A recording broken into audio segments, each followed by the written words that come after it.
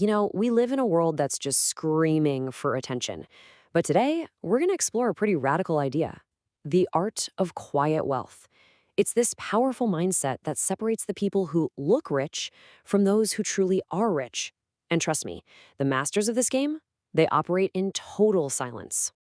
So let's just jump right in with a very direct question.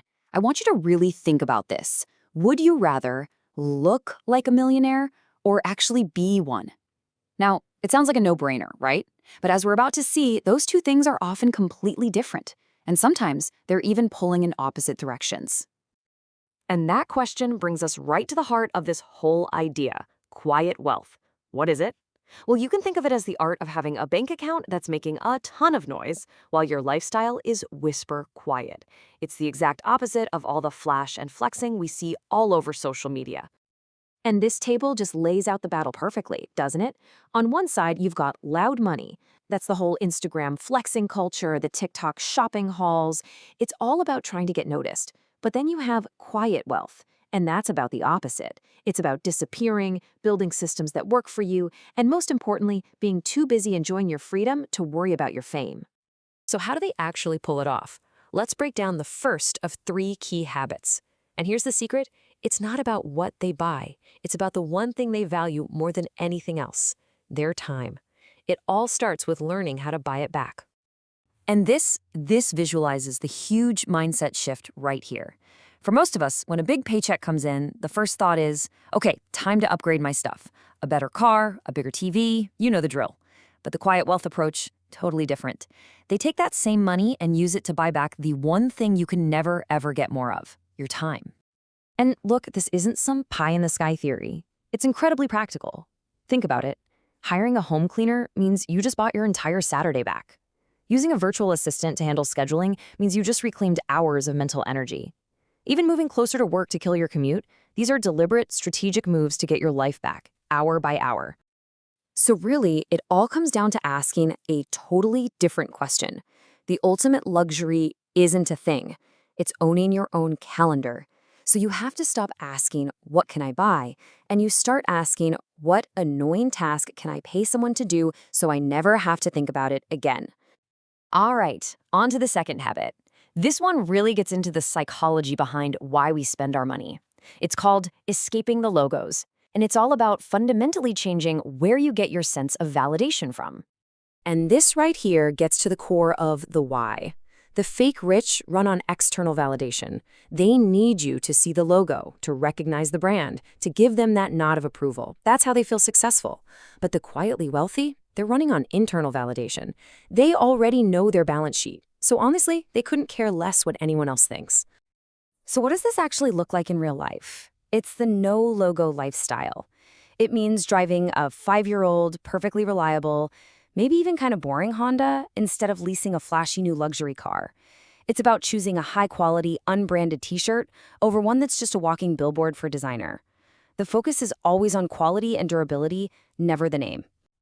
This leads us to a really powerful metaphor: the freedom bucket. Think of it like this: every single dollar you don't spend on a flashy watch or designer bag to impress people you probably don't even like, that dollar goes directly into your investment account. It goes into your freedom bucket, where it starts working for you, earning interest and literally buying your future freedom. And this gives you a really simple but powerful little test. Before your next big purchase, just pause and ask yourself, am I buying this for me? Or am I buying this for the story I'll get to tell other people about it? Your honest answer will tell you everything you need to know. Okay, our third and final habit. This one is all about being strategic in a world of constant oversharing.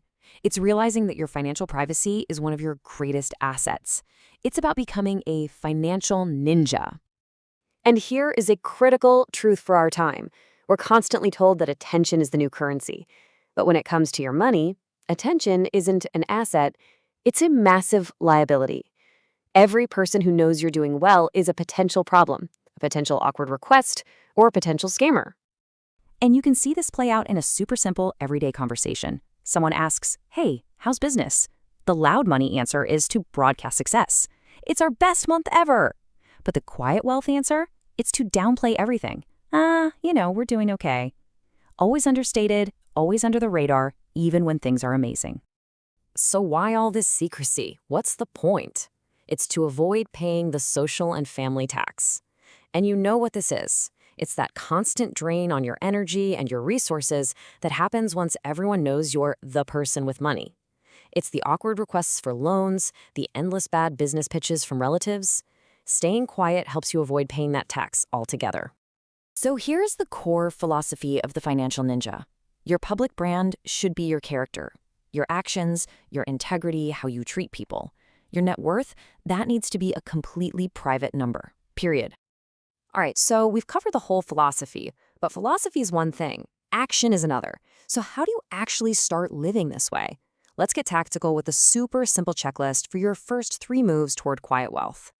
Here are 3 simple ninja moves you can make, like right away. First, the logo audit. The next time you go shopping, intentionally buy one high-quality thing with 0 visible branding. Second, the boring upgrade. Instead of the latest gadget, spend that money on something that actually improves your health or sleep, like a really amazing mattress. And third, the silent win. This one's huge. The next time you get a raise or a bonus, your very first move is to tell absolutely no one. Just quietly move that extra money into your investments. So where does all this lead? What's the ultimate goal of buying back time, escaping logos, and being a financial ninja? It all leads to this incredibly powerful idea right here. True wealth isn't about what you own. It's the ability to walk into any room, anywhere, and know deep down that you don't need a single thing from anyone in it. And really, it all boils down to a single 2-letter word. The ultimate luxury that money provides isn't the ability to say yes to more stuff, it's the freedom and the power to say no. No to a job you hate. No to a project that drains you. No to any situation that compromises your values. That is real freedom. And that brings us full circle, right back to the beginning. Looking like a millionaire or being one. You see, that choice isn't some huge, dramatic, one-time decision. It's made every single day in all the tiny, quiet habits we just talked about. So when you look at your own next choice, which one is it going to be?